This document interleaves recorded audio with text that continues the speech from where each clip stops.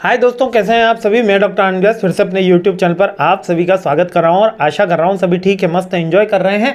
आ चुका हूं मैं employ relation and labour laws के सब्जेक्ट के ऊपर 7 मोस्ट इंपॉर्टेंट क्वेश्चन चल रहा है और देखते हैं ये 7वां क्वेश्चन क्या है और आगे बढ़ते हैं। 7वां क्वेश्चन देख लीजिए। फिर से एक लॉ लेकर आया हूं। अभी फैक्ट्री एक्ट अपन ने देखा था, अभी पेमेंट ऑफ वेजेस एक्ट 1923। हमेशा ईयर याद रखिएगा तो आपको कंसेप्ट क्लियर हो जाएगा। ईयर याद रखिएगा तो आपको कंसेप्ट क्लियर हो जाएगा कि ये लॉ कब बना था। ये लॉ बना है 1923 में, यानी अंग्रेजों के समय पे बना है। लेकिन जब थोड़ा सा हमारा फ्री इंडिया मूवमेंट या इंडिपेंडेंस इंडिया मूवमेंट स्टार्ट हो गया था, है ना, तब बन रहा है। तो गर्म खून था, तो ये एक्ट इसलिए बनाया गया ताकि एक वेजेस में एक रूपता लाई जाए। और ये इंडिया में ही नहीं बन रहा था, पूरे वर्ल्ड के अंदर वो रिकॉग्नाइज कर रहे थे, क्योंकि आपको पता है कि अंग्रेज जो थे वो पूरा देश वर्ल्ड पे शासन करते थे। अब तो खैर इकोनॉमी उनकी काफ़ी धराशायी हो गई, लेकिन एक जमाना ऐसा था जब उनका सूरज नहीं डूबता था और पूरे वर्ल्ड पे उनका शासन चलता था। तो पेमेंट एक्ट 1923 उनका लाने का मेन प्रोविजन ये था कि एक रूपरेखा बना दी जाए जिससे वेजेस को लेके जो कॉन्फ्लिक्ट हो रहा था, ट्रेड यूनियन में कॉन्फ्लिक्ट हो रहा था, वो खत्म कर दी जाए, है ना। और उससे भी ट्रेड यूनियन बनाने से पहले भी ये एक्ट बना दिया गया ताकि एक नॉर्मल रेगुलेशन, यूनिफॉर्मिटी आ जाए इनके सारे वेजेस में। तो इसका पर्पस ये था, वेजेस एक legalization in India, aim to timely and fully payment. और एक ये जो जमींदार लोग पेमेंट नहीं करते थे वर्कर से काम करा के, ईस्ट इंडिया कंपनी तो कर रही, लेकिन जमींदार लोग जो पेमेंट नहीं कर रहे थे उनके ऊपर भी नकेल कसने के लिए, राजा महाराजाओं के ऊपर नकल कसने के लिए ये एक्ट, वेजेस एक्ट बना दिया गया। जिसकी applicability establishment where the number of workers are employed as specific person. चलिए इसके की प्रोविजन पे बात कर लेते हैं। इसके की प्रोविजन यही थे कि आपको एक वेजेस का पीरियड फिक्स करना होगा कि 30 डेज में आपको टाइमली पेमेंट करना होगा। अभी मैं आपको बता देता हूँ, वर्कर का जो पेमेंट डेट होता है वो 1 तारीख को पेमेंट करना होता है और जो एम्प्लॉई होता है उसको 7 तारीख तक इनको पेमेंट करना होता है। वर्कर को 1, 2, 3 तारीख तक मैक्सिमम टाइम होता है आपको वर्कर को पेमेंट करने का, और एम्प्लॉय को मैक्सिमम टाइम पीरियड होता है 7th डेट तक आपको पेमेंट करने का।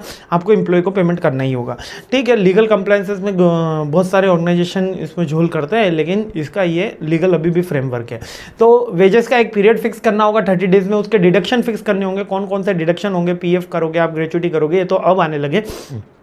इसके अलावा आप अगर कोई पेनल्टी चार्ज कर रहे हो, आप कोई डिडक्शन कर रहे हो, तो वो आपको पहले से डिक्लेयर करना होगा। अब मेंटेन कर रहा होगा हर रिकॉर्ड को कि हमने इस लेबर को इतना अमाउंट दिया, उसके लिए एक रजिस्टर बनाना। पहले रजिस्टर ही नहीं बनते थे, जिसको पेमेंट करना है, हाँ इसकी सैलरी 15 रुपये, इसकी सैलरी 8 रुपये, इसकी सैलरी 7 रुपये, मर्जी से पेमेंट चल रहा है, तो एक रिकॉर्ड मेंटेन कर ताकि इसकी ऑडिट करी जा सके। मोड ऑफ पेमेंट आपको क्लियर करना होगा, चेक के थ्रू आप पेमेंट करेंगे या कैश के थ्रू। यहाँ पर अभी तक कैश के थ्रू ही था, जब तक अमेंडमेंट नहीं होता है तब तक कैश के थ्रू ही इसमें कराया जाता था। उसके बाद अनऑथोराइज्ड को प्रोहिबिट किया गया था। अनऑथोराइज्ड डिडक्शन यानी कि मनचाहा जो डिडक्शन होता है उसको यहाँ पे हटाया गया था और पेनल्टीज उसके ऊपर चार्ज करी गई थी। यही इसके मेन प्रोविजन थे जो वर्कर के सेफ्टी को इंश्योर करते थे। और अमेंडमेंट हुआ था इसमें 2017 में।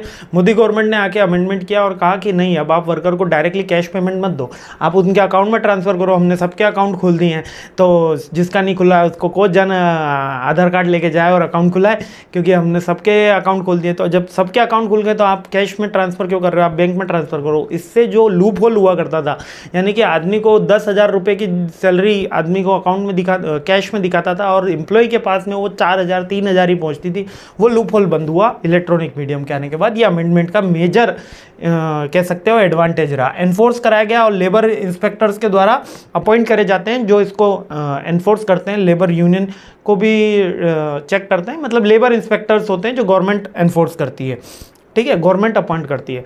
तो एक तरीके का वेलफेयर का लॉ था जिसमें पेमेंट, एक मिनिमम पेमेंट वेजेस एक्ट इसको बोला गया है, जिससे एक फिक्स्ड इनकम जनरेट होती थी और फिक्स्ड उसको पता होता था कि इतनी वेजेस तो मिलेगी, इससे अनऑथोराइज कोई भी डिडक्शन होगा नहीं। तो आई होप ये पॉइंट आपको क्लियर हो गया है। तो मिनिमम वेजेस एक्ट भी क्लियर हो गया है। इसकी डिटेल वीडियो में मैंने और अच्छे से डिटेल में समझाने की कोशिश करी है, वो भी आपने देख लिया होगा। आगे बढ़ते हैं और अगले क्वेश्चन पे हमला बोलते हैं। जय हिंद।